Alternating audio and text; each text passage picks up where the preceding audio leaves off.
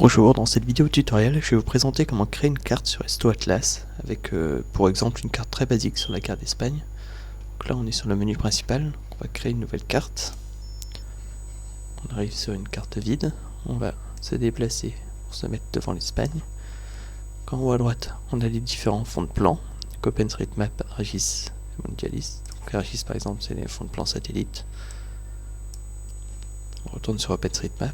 En dessous, on a les différents menus des couches. Et à gauche, on a la barre d'action qu'on voit en haut à droite que je suis connecté.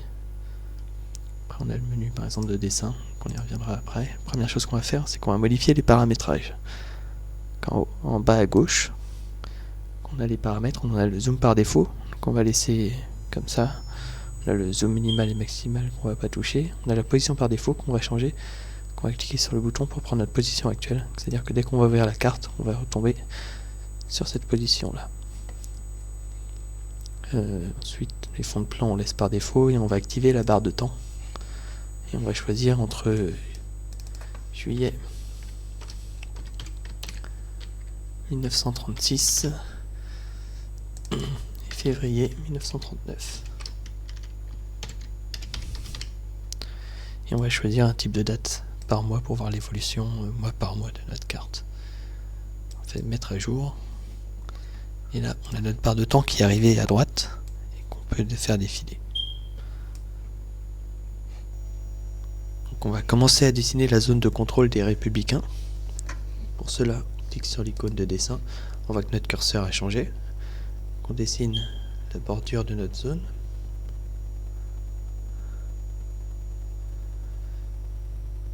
On peut utiliser l'outil de remplissage pour la remplir automatiquement. Ça marche que si on a des géométries simples, c'est-à-dire que si on a des géométries composées de deux zones différentes, là l'outil de remplissage ne fonctionne plus. On va faire retour arrière, on remplit et on finit la zone. Voilà, donc maintenant qu'on a notre zone, on peut choisir sa couleur.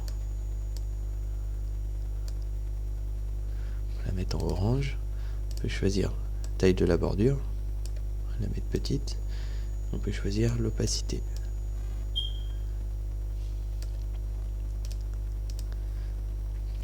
Voilà, donc maintenant qu'on a notre zone, on va la renommer. En haut à droite, dans le menu des couches, elle s'appelle Layer 1 pour le moment. On va l'appeler Républicain.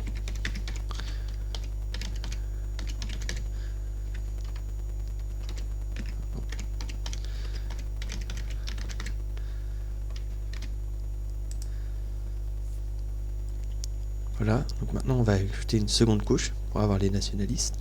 Au bouton ajouter une couche qu'on va renommer nationaliste. Voilà. On va changer sa couleur. On va la dessiner en vert. Donc pour avoir un dessin précis, normalement il faut zoomer, comme ça on voit que notre curseur est beaucoup plus précis et on peut faire un dessin précis, mais là pour notre exemple on va faire quelque chose de très rapide.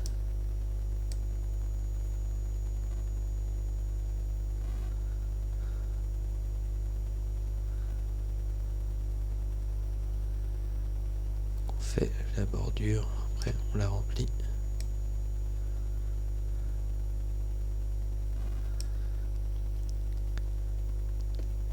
Que voilà, on a la zone des nationalistes et des républicains.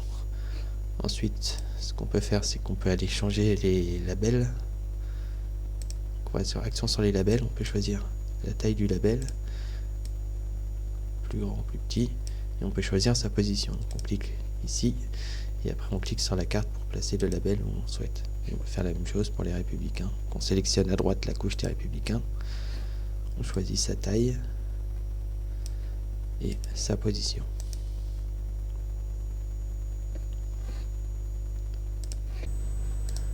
Maintenant, on va gérer l'évolution dans le temps de la carte. Donc on va modifier les dates du 07 1936 12 1938 et on va ajouter une seconde zone de temps, cette zone de temps, on choisit une couche à copier, donc on va prendre celle qui existe déjà, du coup on va récupérer la même géométrie. Et on va faire pareil pour les nationalistes.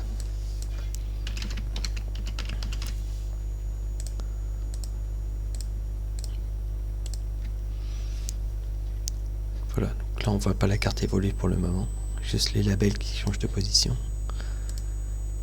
On sélectionne la couche des Républicains et on va gommer ce qui est en trop.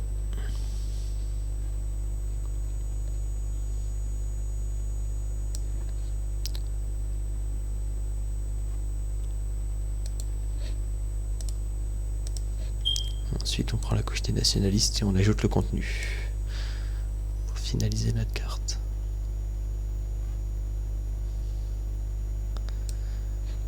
Voilà, après on place les labels pour quelque chose de propre. Voilà. Donc si on déplace le curseur de la zone de temps, on voit que la carte évolue.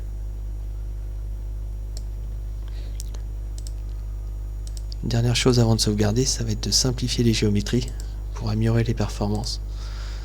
C'est important de simplifier les géométries, ça améliore les performances de dessin et de sauvegarde et de chargement de la carte également. Donc on peut choisir à quel point on simplifie. Si on met au maximum, on voit que ça fait un gros changement. C'est que c'est notre couche et qu'on met au minimum. Là c'est un changement qui n'est pas visible à l'œil nu, mais ça améliore quand même les performances.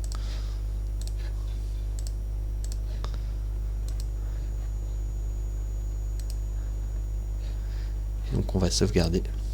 C'est la carte Espagne. La sauvegarde est terminée, donc on retourne au menu. Et sur notre menu, on voit qu'on a notre carte Espagne qui pour le moment n'est pas visible. On peut la rendre visible en cliquant sur l'œil. Maintenant notre carte est visible à tous les utilisateurs et on peut la rendre éditable, c'est-à-dire que d'autres utilisateurs vont pouvoir créer de nouvelles cartes à partir de notre carte.